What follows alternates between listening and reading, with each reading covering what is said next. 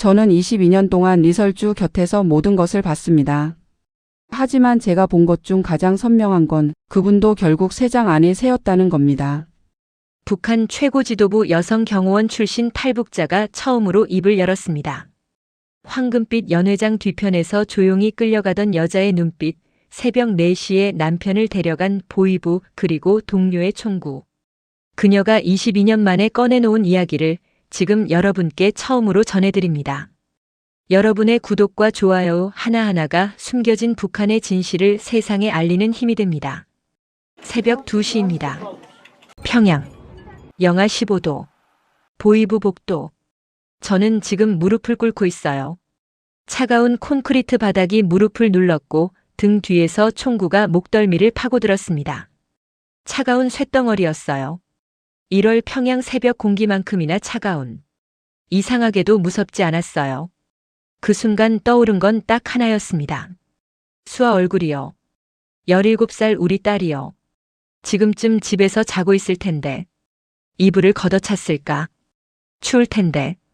덮어줄 사람이 없는데. 총구가 목에 닿아 있는데 딸 이불 걱정을 했습니다.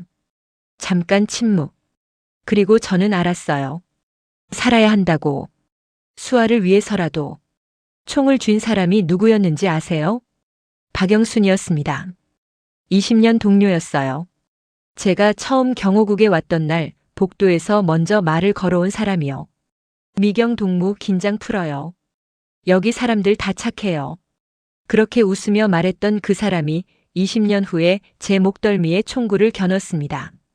오늘은 어떻게 제가 그 자리에 있게 됐는지, 어떻게 살아나왔는지 처음으로 말씀드리겠습니다. 저는 1972년 평안남도 평성에서 태어났습니다. 공장 노동자 아버지, 협동농장 어머니. 가난했지만 그때는 다들 그런 줄 알았어요. 비교할 대상이 없었으니까요. 22살에 보위부에 들어갔습니다. 키가 크고 눈썰미가 있다고 선발됐어요. 그리고 32살이 되던 2004년 발령이 났습니다.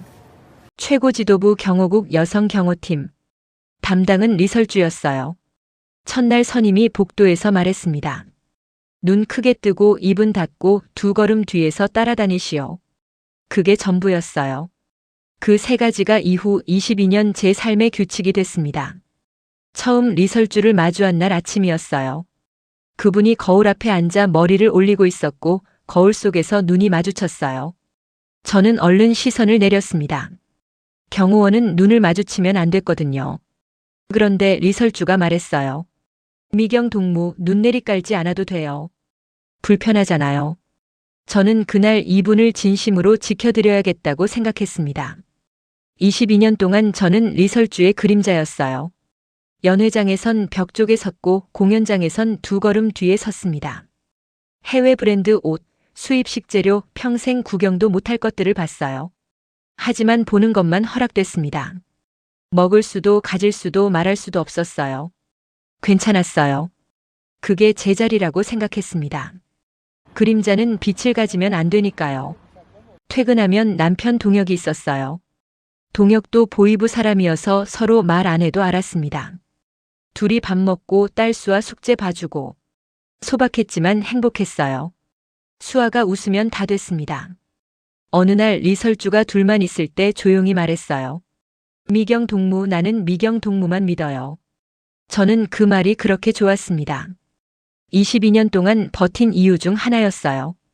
그 말이 훗날 저를 죽일 뻔했다는 걸 그때는 몰랐어요. 리설주는 제가 생각했던 것과 달랐습니다. 화려하고 도도할 줄 알았어요. 하지만 실제로는 조용한 사람이었어요. 혼자 피아노를 칠 때 얼굴이 제일 편안해 보였습니다. 저는 그 모습을 문 밖에서 지켜보곤 했어요. 2018년 남북 정상회담이 열리던 해였습니다. 판문점에서 리설주가 김정숙 여사 손을 잡는 장면을 저는 2걸음 뒤에서 봤어요. 돌아오는 차 안에서 리설주가 혼잣말처럼 말했습니다. 남쪽 사람들은 달라 보이더군요. 저는 대답하지 않았어요. 경호원은 의견을 말하면 안 됐으니까요. 하지만 그 눈빛이 오래 기억에 남았습니다. 뭔가를 간절히 바라는 눈빛이었어요. 권력이 있어도 자유롭지 않은 사람이 있다는 걸 저는 리설주를 통해 알았습니다. 세 장이 황금으로 만들어져 있어도 세 장은 세 장이라는 걸요. 2025년 들어 분위기가 달라지기 시작했습니다. 오래된 얼굴들이 하나둘 사라졌어요. 설명이 없었습니다. 어느 날 아침 그 자리가 비어 있으면 그게 끝이에요. 북한에서 사람이 없어진다는 건 그런 겁니다. 저는 눈치챘어요. 22년 동안 권력 주변에서 살았으니까요. 하지만 설마 저까지 올 거라고는 생각 못했습니다. 저는 경호원이었어요. 그냥 지키는 사람이었거든요. 그 생각이 틀렸다는 걸 2025년 9월에 알았습니다. 그날은 리설주 공식 일정이 없는 날이었어요. 밤 10시 저는 외곽복도 순찰을 돌고 있었습니다. 창고와 비상구 사이 사람이 잘 다니지 않는 좁은 복도 끝에서 소리가 들렸어요. 낮게 웅얼거리는 소리, 발소리, 뭔가를 끄는 소리. 저는 멈췄습니다. 숨을 죽이고 모퉁이 벽에 붙었어요. 그리고 천천히 고개를 내밀었습니다. 여자였습니다. 26쯤 돼 보이는 여자였어요. 흰 블라우스, 흐트러진 머리카락. 검은 양복 남자 둘이 양팔을 잡고 있었습니다. 보이부 사람들이었어요. 여자는 발을 끌었어요. 걷는 게 아니라 끌려가고 있었습니다. 그 순간 여자가 고개를 들었어요. 눈이 마주쳤습니다. 복도가 어두웠는데도 그 눈이 선명하게 보였어요. 크고 검은 눈이었습니다. 그 눈 안에 두려움이 있었어요. 그리고 간절함. 살려달라는 눈빛이었습니다. 말로 하지 않았지만 그 눈빛이 말하고 있었어요. 제발 도와주세요. 저는 그 눈빛을 봤습니다. 똑똑히 봤어요. 그리고 아무것도 하지 못했습니다. 여러분, 저는 그게 지금도 가장 후회스럽습니다. 어디로 끌려가는지 알면서도 무슨 일이 벌어질지 짐작하면서도 저는 벽에 붙어서 숨을 참고 있었어요. 나중에 알았습니다. 그 여자가 기쁨조 출신이었다는 것, 뭔가를 말하려 했다는 것. 다음 날 아무 일도 없었어요. 그 여자 이름을 아는 사람도 있었다는 것을 기억하는 사람도 없었습니다. 그냥 없어졌어요. 며칠 동안 잠을 못 잤습니다. 눈만 감으면 그 눈빛이 나왔어요. 그리고 어느 날 리설주가 단둘이 있을 때 조용히 말했습니다. 미경 동무 본 것은 잊어요. 그게 미경 동무를 살리는 길이에요. 저는 알았어요. 리설주도 알고 있다는 것. 그리고 어쩌지 못한다는 것. 황금 세 장 안에 새는 세 장 밖에서 벌어지는 일을 막을 수 없다는 것을요. 잊겠다고 했습니다. 하지만 잊지 못했어요. 그리고 한 달 후 동혁이 사라졌습니다. 2025년 10월 13일이었습니다. 새벽 4시. 쾅쾅쾅. 문 두드리는 소리에 잠이 깼어요. 북한에서 새벽에 문을 두드리는 소리가 나면 누구나 압니다. 좋은 소식이 아니라는 걸요. 동혁이 먼저 일어났어요. 저한테 눈짓을 했습니다. 가만히 있으라고요. 문을 열었을 때 검은 양복 남자 셋이 서 있었습니다. 최동혁 동무 동행해 주십시오. 죄목도 없었어요. 영장도 없었습니다. 그냥 동행이었어요. 북한에서 그 동행이 무엇을 의미하는지는 다들 아실 겁니다. 동혁이 돌아봤어요. 저를 봤습니다. 무서운 눈빛이 아니었어요. 슬픈 눈빛도 아니었습니다. 그냥 담담했어요. 오래 알아온 사람만이 줄 수 있는 눈빛이었습니다. 수아 잘 부탁해. 말은 하지 않았어요. 하지만 그렇게 말하는 것 같았습니다. 문이 닫혔습니다. 발소리가 멀어졌어요. 집이 갑자기 너무 조용해졌습니다. 저는 22년 경호원 생활을 하면서도 그 새벽만큼은 손이 떨렸어요. 컵이 달그락거렸습니다. 열흘 후 수아가 학교에서 돌아왔는데 표정이 이상했어요. 엄마, 친구들이 나한테 이상하게 대해. 같이 밥 먹던 애들이 자리를 피해. 선생님도 나 지목 안 해. 연좌제였습니다. 직접 건드리지 않고 주변을 다 없애버리는 방식이에요. 그러면 굳이 손 안 대도 스스로 무너지거든요. 북한에서 그게 더 잔인한 방법입니다. 저는 그날 밤 수아가 잠든 후 처음으로 혼자 울었습니다. 소리를 죽이고 부엌에 앉아서요. 22년 동안 참았던 것들이 한꺼번에 나왔어요. 그리고 알았습니다. 다음은 나라는 걸요. 2026년 2월 1일 브로커 최우림에게 연락이 왔습니다. 내일 새벽에 움직입니다. 준비하세요. 전화를 끊고 한참 앉아 있었어요. 두려움보다 묘한 고요함이 왔습니다. 결심이 완전히 서면 오히려 고요해지는 법이더군요. 그날 저녁 저는 수아가 좋아하는 감자 지짐이를 만들었습니다. 어머니가 저한테 해주던 음식이었어요. 저는 어머니한테 배워서 수아한테 해줬고요. 음식이란 그런 거잖아요. 손맛이 대를 이어 전해지는 것들이요. 수아가 한 입 먹고 멈췄어요. 맛있다. 그 한마디가 그렇게 좋았습니다. 오랫동안 못 들었던 말이었거든요. 둘이 마주 앉아 수아 어릴 때 이야기를 했어요. 3살에 마당에서 넘어져 울던 이야기, 7살 입학식에 새 가방 메고 너무 좋아서 잠 못 자던 이야기. 수아 눈이 반짝반짝했습니다. 설거지를 함께 했어요. 말없이 나란히 서서 수돗물 소리만 났습니다. 여러분 생각해 보시면 아실 거예요.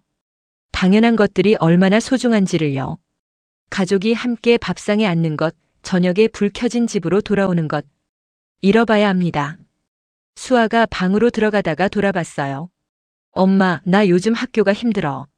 저는 수아를 꼭 안았습니다. 17살이 됐지만 품에 안으면 아직도 작았어요. 수아야. 엄마가 뭘 어떻게 해도 너를 사랑하는 건 변하지 않아. 알지? 갑자기 왜 그래, 엄마? 그냥 알아뒀으면 해서. 잘 자, 수아야. 잘 자, 엄마. 문이 닫혔습니다. 새벽 1시 작은 가방 하나를 쌌어요. 옷 2벌, 돈, 신분증. 그리고 수아 7살 입학식 날 사진 1장. 새 가방 메고 환하게 웃는 사진이었어요. 가방 제일 안쪽에 넣었습니다. 수아 방 불빛이 꺼졌어요. 저는 조용히 방문을 열었습니다. 이불이 반쯤 걷혀 있었어요. 추울 텐데. 덮어줬습니다.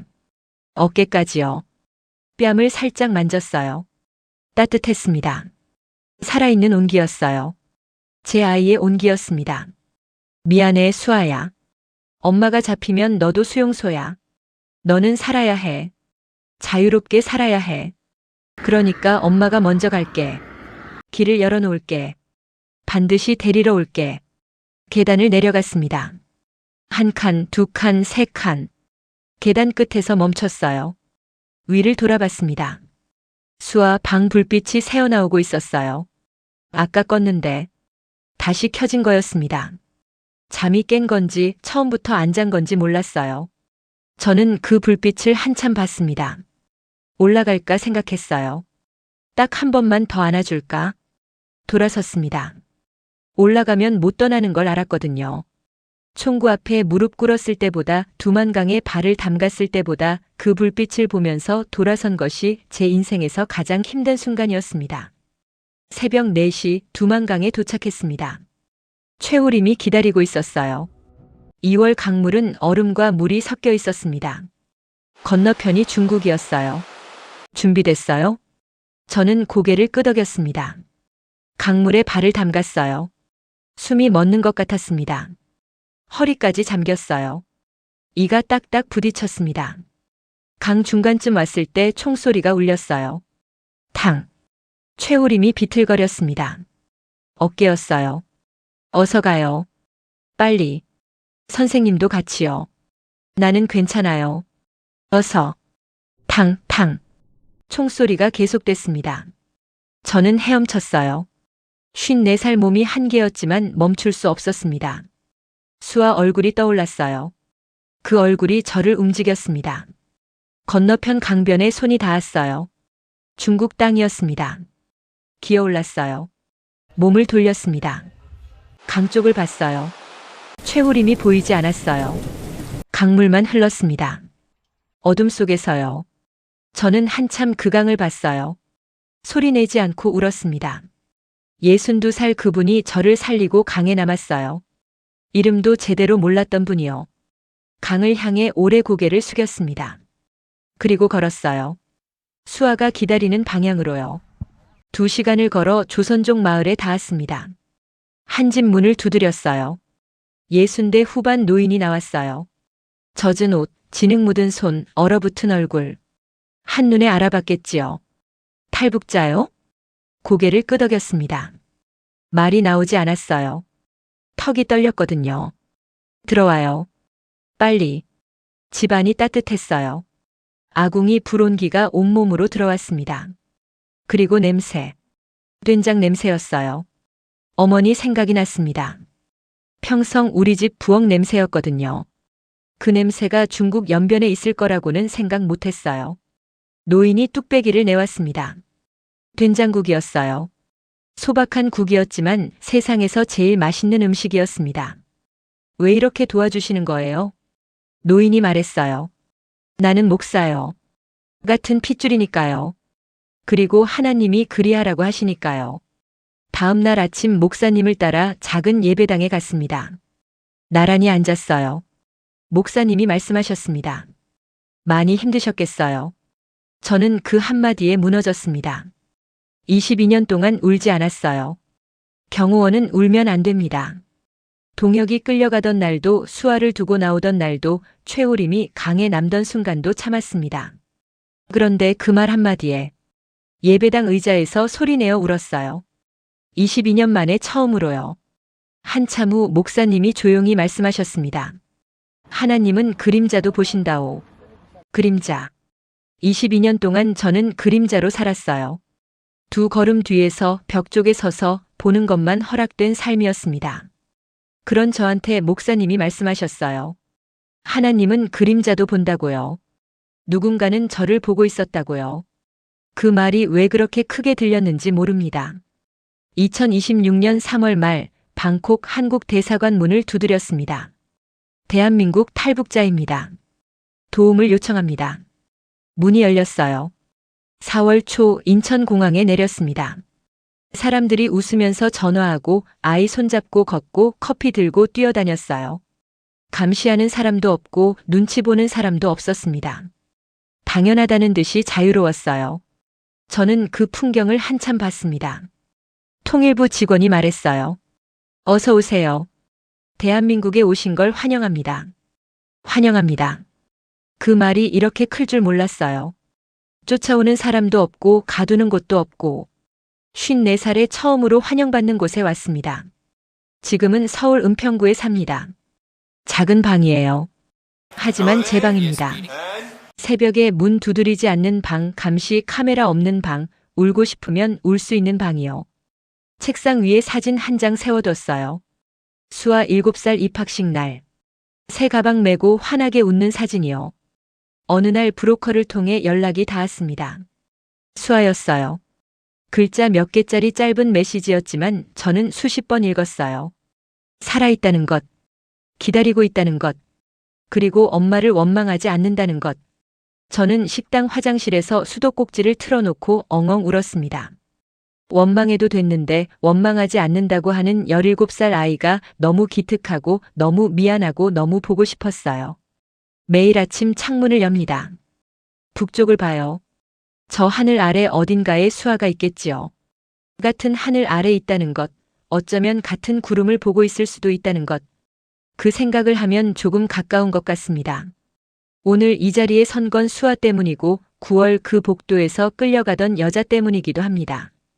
저는 그날 아무것도 하지 못했어요. 하지만 지금은 할 수 있습니다. 말하는 것이요. 그 여자가 있었다는 것을, 그 눈빛이 있었다는 것을, 그런 일이 지금도 벌어지고 있다는 것을요. 22년 동안 그림자로 살았습니다. 입을 닫고 눈을 크게 뜨고 두 걸음 뒤에서. 하지만 이제는 말합니다. 그림자도 목소리가 있다는 것을요.